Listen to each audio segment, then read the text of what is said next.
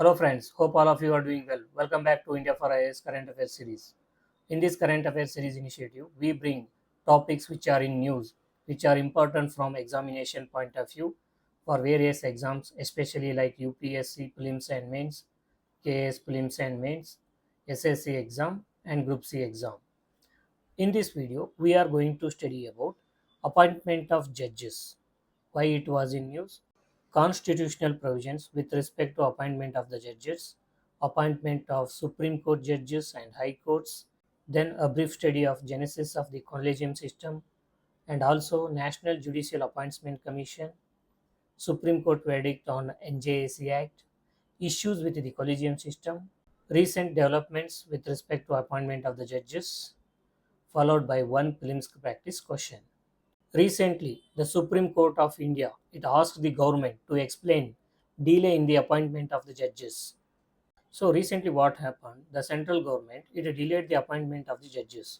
So the Supreme Court it asked the government why the government is delaying the appointment of the judges. So because of that the appointment of the judges was in news.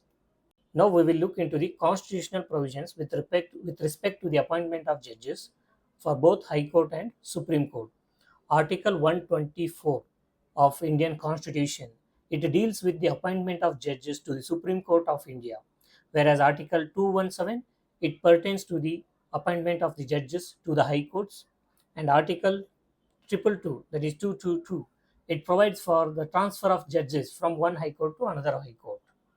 Now we will briefly study about the appointment of the Supreme Court judges. So in India, as per the constitutional provisions, the President of India appoints the Chief Justice of India and other judges of the Supreme Court. And during this appointment process, the President he consults the Chief Justice of India and other senior judges for these appointments.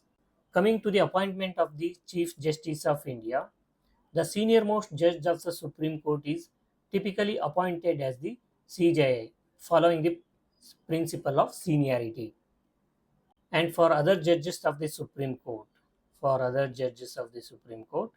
the collegium system plays a key role in recommending the appointments. What system? Collegium system. This collegium system it is nowhere mentioned in the Constitution. It was a judicial innovation. So then what is collegium system? Collegium system it is a judicial innovation introduced to the Supreme Court judgment, and it is not mentioned in the Constitution. This system was established through three key judgments known as three judges case. So coming to the first judges case, what was the Supreme Court verdict in the first judges case? 1981. In this judgment, the court ruled that the president's appointment power was dominant and did not have to follow the Chief Justice's recommendation. It means the court said that the president can consult the Supreme Court Chief Justice, that is CJ of India. It doesn't mean that he should have a concurrence with the Chief Justice. So there is no rule for concurrence. He can consult, and the whatever recommendation that CJ gives, it is not binding on the president. Whereas in the second judge's case in the year 1993, the Supreme Court overturned its earlier judgment. So it overturned, and it said that, and it gave the primacy to the Chief Justice of India's opinion. So whatever opinion the Chief Justice is giving, it gave primacy to that opinion. So here the consultation become binding. So whatever CJI gives opinion, that is binding on the President of India. And in the third judge's case, 1998, the Supreme Court it reaffirmed the supremacy of the collegium system, and it's expanded to include Chief Justice of India plus four senior-most judges. Four senior-most judges of the Supreme Court. So this is how collegium system in India originated. Coming to the composition of the collegium system, at present there are two kinds of collegium system, one for the appointment of Supreme Court judges and another for the appointment of High Court judges. The collegium system for the appointment of Supreme Court judges consists of CJI, Chief Justice of India, plus four senior most judges of the Supreme Court. And for the appointments related to high courts, the collegium system includes CJI plus two senior most judges of the Supreme Court. Now we will briefly look into the process of appointment of the judges to both Supreme Court and High Courts. For the Supreme Court, the collegium recommends names to the government. And for this recommendation of the Supreme Court collegium, the government may seek clarifications or return the names for reconsideration, but must appoint the judges if the collegium reiterates its recommendation. As far as the appointment of the High Court judges considered, the process involves the respective High Court collegium, the Supreme Court collegium, and the state government. The recommendations made by High Court collegium and passed to the Supreme Court collegium, which forwards them to the Union Law Ministry for the President's approval. Now we will briefly study about the National Judicial Appointment Commission. This National Judicial Appointments Commission was proposed through the 99th Constitutional Amendment Act in the year 2014 to replace the collegium system. So this NJAC, it wanted to replace the collegium system. The NJAC consists of, coming to the composition of the NJAC. So this NJAC, it consisted of NJAC. It consisted of Chief Justice of India as the chairperson, then two senior most judges of the Supreme Court, then Union Law Minister,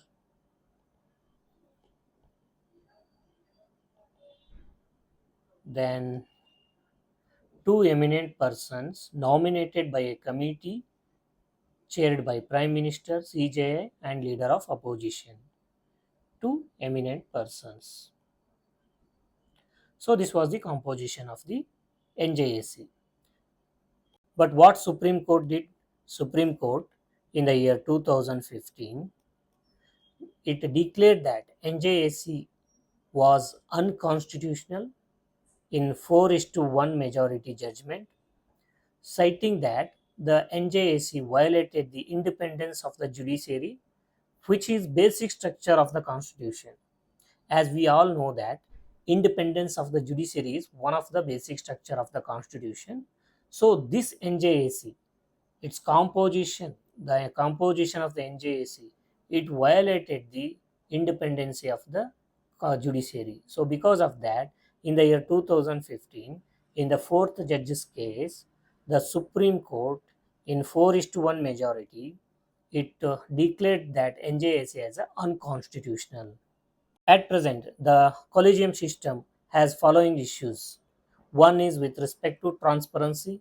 The collegium's working lacks transparency with no formal criteria of or record of discussions.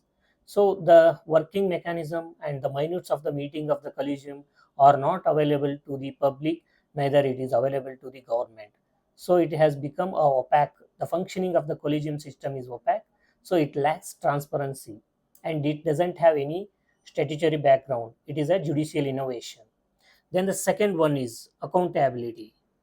The system is seen as being largely self-regulatory with little external oversight, as it is composed of the judges of the Supreme Court itself. So it is a self-regulatory and there is no external oversight about its functioning, what is happening inside the collegium.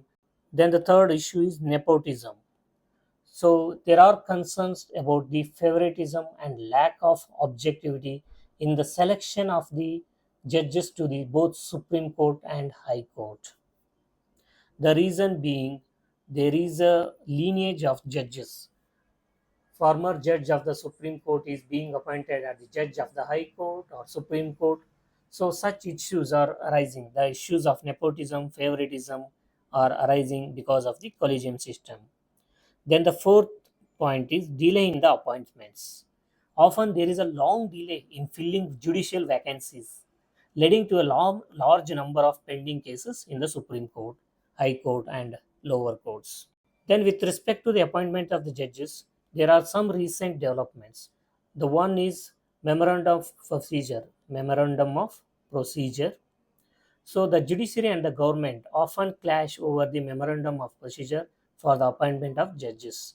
This memorandum of procedure, it is supposed to streamline the process, but the disagreements have delayed its finalization.